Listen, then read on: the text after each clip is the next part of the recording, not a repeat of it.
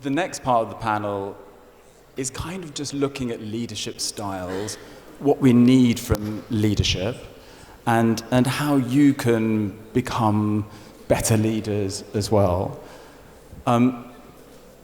David runs one of the biggest business schools, one of the most important business schools, a young leader of that business school, of the IMD in Lausanne. We'll start with you, David. We're just talking about the AI journey. Let's start there. Is it upending for you how you train a new generation of leaders? Is it really this seismic change? Yes, absolutely. And I think we're just at the very beginning. And for us, it transforms leadership development and executive education in two ways. One, of course, is what is the knowledge, what are the skills that leaders need to have to lead their organizations towards a place where AI just becomes part of the way they operate, right? So there's technical skills, but there's systems thinking, as was just mentioned. But equally important is the power of AI as a learning technology, as a form of pedagogy. So we're changing the way we teach anything, including how we develop leadership skills because of these tools that are now available to us. We can nudge people, we can personalize, we can create interactivity. So it's incredibly exciting if you're in the world of higher education right now to think about the transformative potential of AI. Just before we move on, just tell me, when you're training people, we were talking there about intelligence becoming more democratic, becoming cheaper. Is it easier to be a leader now than it was before because you have so much access to intelligence that you can go online and ask lots of clever questions and sound clever in your meeting 1 hour later? Is it easier to be a leader, or is it more complicated? I'm not sure if it's easier, but you have new tools at your disposal to become a better leader, because you're quite right. You can now have a dialogue with a chatbot to prepare a presentation to the board. You can use AI to synthesize a lot more information. So we have used AI, for example, to get many more members of our community involved in a process to formulate our strategy. It's easier now to pick up weak signals. So I do think that AI can make you a better leader, but I'm not sure that it's easier now to be a leader. Well, we'll find out. Vishen Lakhiani is the CEO of Mindvalley, a very, very successful company in a spiritual world. He's written lots of books, including The Buddha and the Badass, which has been a New York Times bestseller. But he's also experimenting deeply with AI. I think we could almost say a bit of an evangelist about its potential. We spoke the other day, and I know you have some big predictions that we will come to later. What makes you so excited about AI? You said to me the other day, there's going to be collateral damage, but at the end of it, you think people will be happier. So basically, I have a 400-person team working on a product that's fairly substantial, over 100 million revenue. I'm experimenting with AI. I have a petri dish, basically, 400 people. We've brought AI in, and we are working on the assumption that artificial general intelligence is going to come out in the next 12 months. It's going to be smarter than the collective brains of every single person in our team. So we are redesigning our entire corporate structure, rather than the CEO in the center, which is me, and AI in the center. And so we are taking everything in my brain, turning it into algorithms, into data structures, and we are building an AI. We are preparing the place for an AI to run the company with a circle of top-tier human beings surrounding the AI. So it's no longer hierarchy, it's artificial and general intelligence in the center with the grand accumulation of 20 years of company data, and then a circle of executives around it tapped into the AI. And the job of the human is to bring humanistic approaches to AI, to make conscious decisions, to collaborate, to steer the AI towards operational outcomes. But the 400 people, we've really shrank it to 300, and it's going to further shrink to maybe 50. Just tell me, we're talking about leadership and what makes a leader.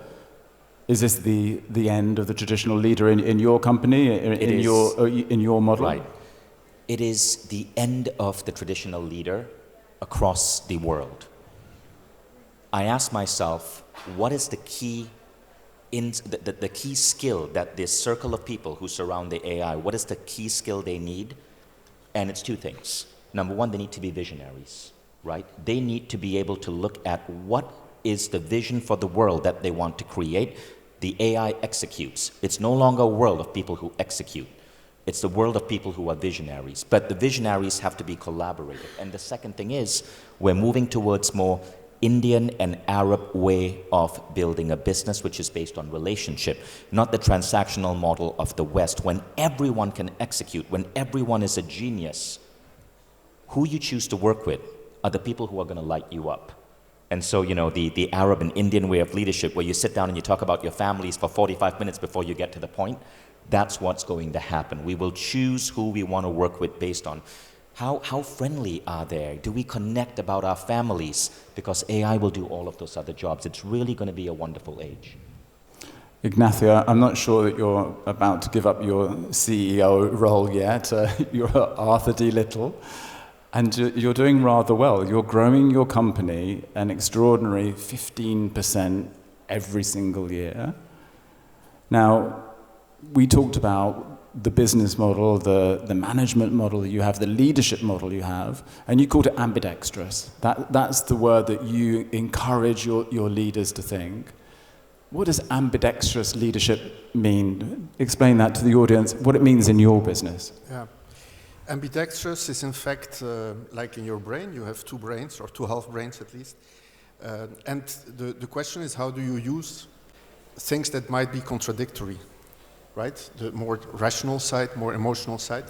But you can apply it to more things. When you're a CEO, in fact, you need to be ambidextrous. You need, on one hand, to manage the short term, right? You need to deliver results to the shareholders or to stakeholders.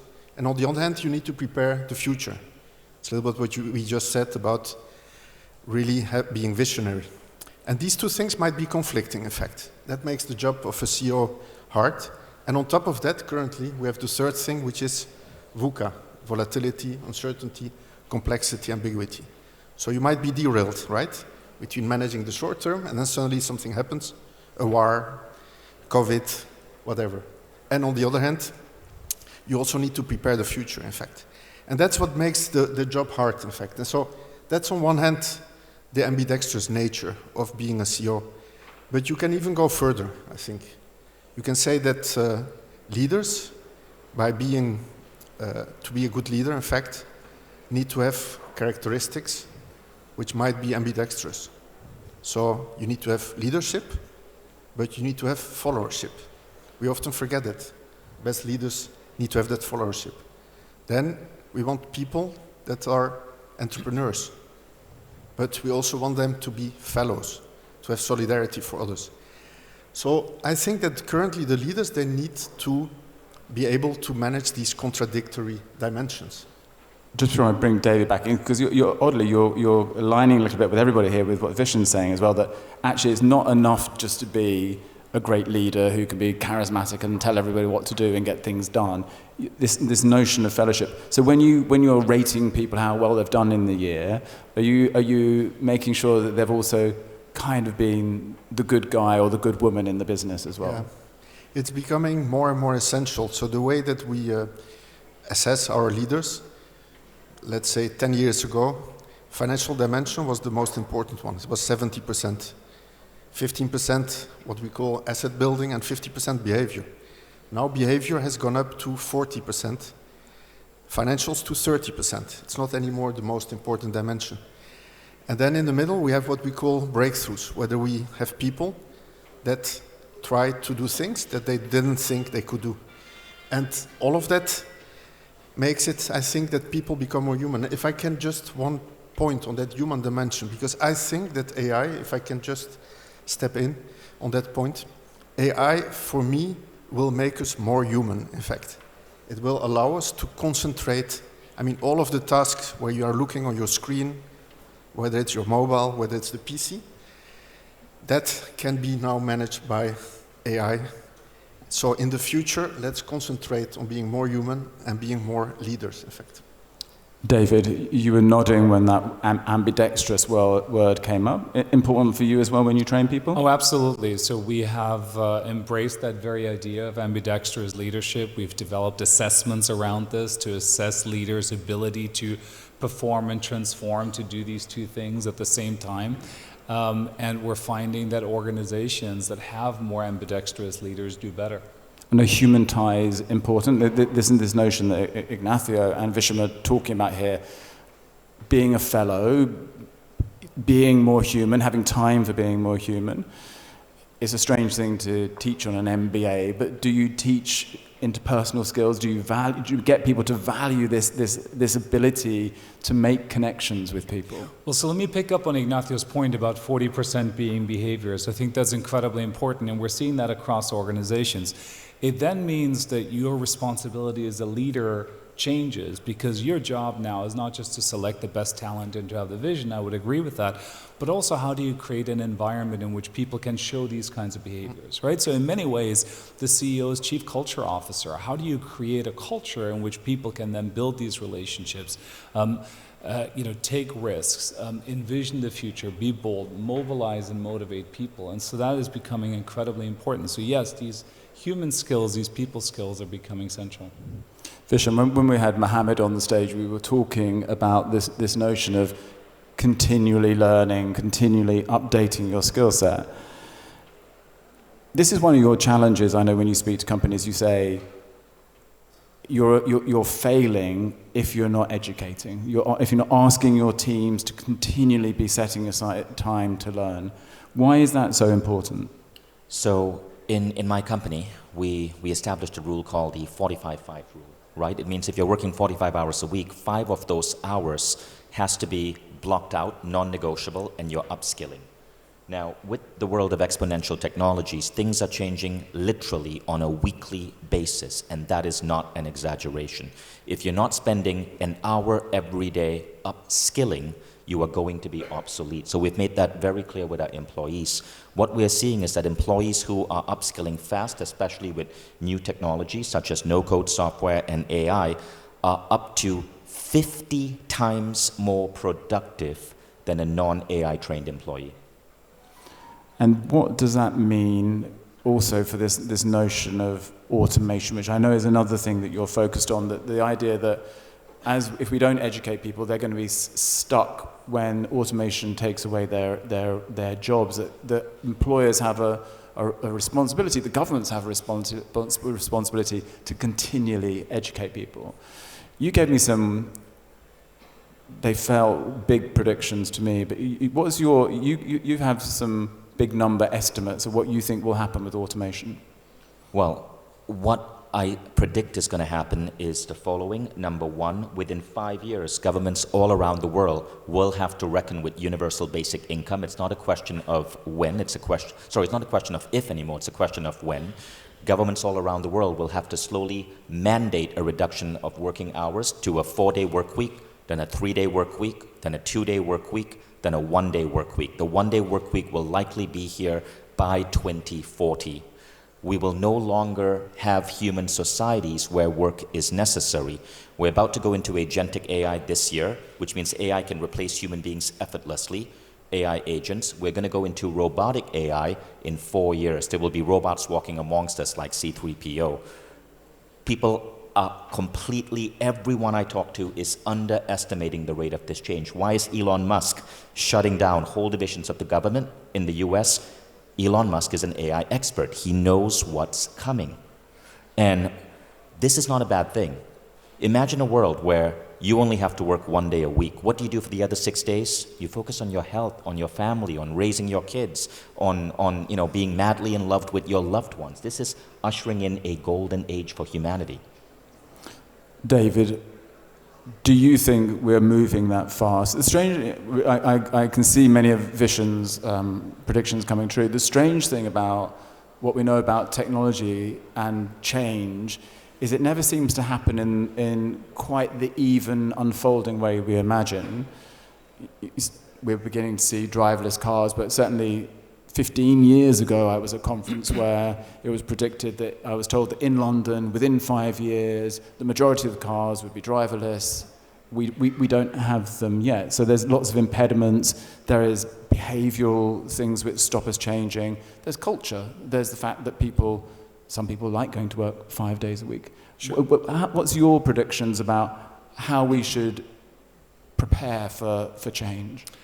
I think there are a couple of things that we have learned across technological waves, right? The first is linear projections are usually wrong. The second is we tend to overestimate the impact in the short term and underestimate the impact in the long term. And I don't think they're commenting on you, so don't worry. We're allowed to continue. Well, I think they were saying we're all moving to a one-day work week. We should stop now. There you go, exactly. That was it. The panels are going to be shorter from now on. 5-minute panels. The agents will get the last 5 minutes. But the third one is, so first one is linear projections are wrong. The second one is we tend to overestimate in the short term, underestimate in the long term. And the third, of course, is that what matters ultimately is not the technology, it's how organizations, how societies respond to the technology. And we're going to see some heterogeneity across organizations and across societies as well. But none of that means that this is not big and important. And tell me that this notion of continual learning, which we touched on before, Sure. Obviously many people who come to do an MBA, it's because they have, I know at your school you like people to come after they've had a kind of successful career often. There are many people who come later in their careers as well as early on. No, absolutely. So we love our MBA program, our executive MBA program. They're about 15% of what we do. Most of what we do is we work with senior executives and their organizations because the gap between where they're at and where they feel they need to be in order to perform in this new environment is so big. And so that's very exciting because we're at the cutting edge of many of these transformations and how they impact organizations. I'm going to bring Ignacio back in a second, but I just want to add one more comment, which is I think I often come out of these sessions, we talk about the democratizing of intelligence and flat organizations and how it's going to be so wonderful in the future. But we're seeing around the world that many of the most successful organizations are very top-down. They're very hierarchical, and they're very successful at this time. What do you think is the decision-making process? What do you think that you need an organization that is flat? You have a person who knows when to stop the talk and make a decision? Interesting, because you're sitting in Switzerland, which is a good example of this, a country where they talk and talk and talk, but they do get things done. No, they do get things done. So I'm not sure where you're seeing a lot of organizations with top-down hierarchies that are very successful in the long term. I think, I very much like this idea of followership. I like this idea of circularity. Clearly, the top-down hierarchical models are too rigid. It's too slow. What we need is organizations where leadership isn't a noun, it's a verb. It's something that is exercised at all levels of the organization. People have the tools in order to be able to take initiative, but in order for them to do that, they have to know where it is that the organization is trying to go, which is where the vision piece comes in, right? The fundamental responsibility for leaders is two things: direction and energy. Where are we trying to go, and how do we mobilize and motivate people to get there?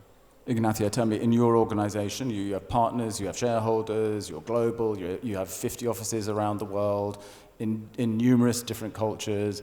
You're trying to deliver something which feels like the Arthur D. Little story wherever you go. What's your model? Is it, let's have the conversation, but in the end, someone has to make the decision? How do you play off all those different competing parts to come to a conclusion? I think that I feel a little bit like in anonymous leaders, like on a panel speaking about the problems that we have. Because in fact, as a leader, I can be in 3 types of situations, which are complicated. One is in a situation where my shareholders, which in fact are the partners, they are my boss, right? Then at the same time, we are partners, so we are all equals. And at the same time, I'm the boss of all of these partners. And the point is, you need to distinguish in which moment you are acting on what level, in fact. And the same thing can be applied, by the way, to the public sector, where you have citizens that are at the same time the ones that, let's say, are the stakeholders. They're all equals, and at the same time, they need to obey to a certain number of rules. And so the main point is you need to distinguish. And there are moments when I need to make the decision because I'm the boss of the people. Sometimes I need to listen to the people carefully because they are my stakeholders. And sometimes we need to create together because we use collective intelligence. And I think that's the way to go.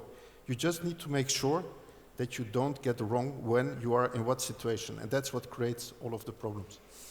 So whether it's ambidextrous or circular, with AI at the heart, there's new models of leadership coming up. I need to move to the next panel, but I think it'd be remiss if I didn't leave you all with a final word. This is the World Governments Summit. In just a sentence or so, if you were meeting a minister, meeting a PM of a country after this, what do you think they need David to think about when it comes to leadership and business education and the future? If you could both, all three of you, to say, give us a sentence to leave people with something to think about as they get to the end of this panel.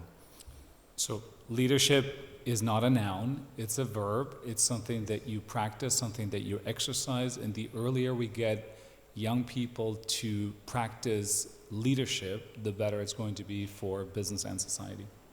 Vishen. Focus on government policy that can help create more humanistic societies, public squares, parks, funding arts, because people are going to have a lot more free time on their hand. We don't want them hooked on video games, virtual reality, and social media. Ignacio, final thought. Don't manage, but be an ambidextrous leader and make the world more human thanks to the technology. Thank you, all three of you. Thank you for an amazing panel. Thank you.